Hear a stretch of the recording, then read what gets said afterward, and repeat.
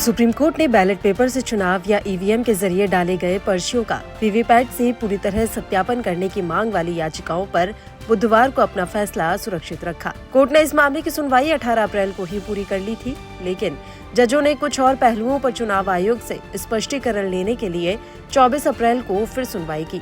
Justice Sanjeev Khanna और दीपांकर दत्ता की bench ने बुधवार सुबह चुनाव आयोग से कुछ और सवाल पूछे। कोर्ट ने आदेश दिया कि चुनाव आयोग के अधिकारी दोपहर 2 बजे उपस्थित होकर जवाब दें। चुनाव आयोग की तरफ से डिप्टी इलेक्शन कमिश्नर नितेश व्यास ने पेश होकर सभी सवालों के जवाब दिए। कोर्ट का कहना था कि हमें और जानकारी चाहिए, क्योंकि हम मामले की तह तक यानी गहनता से जानकारी चाहते हैं। ऐसे में हम आपको बताते हैं कि सुप्रीम कोर्ट की तरफ से चुनाव आयोग से क्या कुछ सवाल पूछे गए। कोर्ट के सवाल और चुनाव आयोग के जवाब। सुप्रीम कोर्ट ने पहला सवाल पूछा, माइक्रो कंट्रोलर ईवीएम सिस्टम के कंट्रोल यूनिट में होता है या वीवीपैट मशीन में? चुनाव आयोग ने इसका जवाब दिया, माइक्रो कंट्रोलर तीनों यूनिट में होता है। इसी ने फिर पूछा, माइक्रो कंट्रोलर एक ही बार प्रोग्रामेबल होता है या उसे दोबारा प्रोग्राम कर सकते हैं? चुनाव आयोग ने जवाब दिया, सबको सिर्फ एक बार प्रोग्राम किया जा सकता है। कंट्रोलर को बाहर से प्रभावित नहीं किया जा सकता है, उसे बदला भी नहीं जा सकता।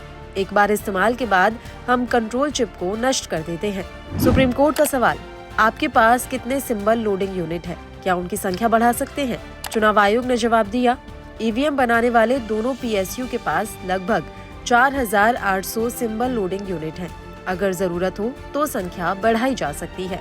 सुप्रीम कोर्ट का सवाल, आप मतदान से जुड़ा डेटा 30 दिन सुरक्षित रखते हैं या 45 दिन तक? चुनाव आयोग ने जवाब दिया, 45 दिन तक स्ट्रांग रूम में मशीनों और उनके आंकड़ों को सुरक्षित रखा जाता है। 46वें दिन हाई कोर्ट से पता करते हैं कि क्या किसी सीट को लेकर कोई चुनाव याचिका दाखिल हुई है। ऐसा होने पर वहां का आंकड़ा सुरक्षित रखते हैं।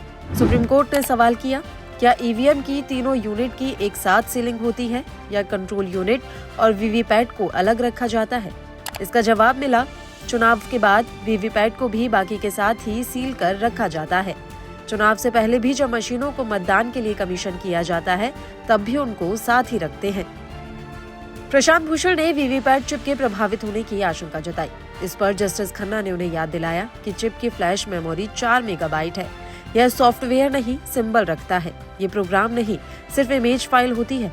प्रशांत भूषण ने कहा कि उसमें गलत सॉफ्टवेयर डालकर मतदान को प्रभावित किया जा सकता है। इस पर जस्टिस दत्ता ने कहा कि ऐसी बात होगी तो उसके लिए भी कानून है।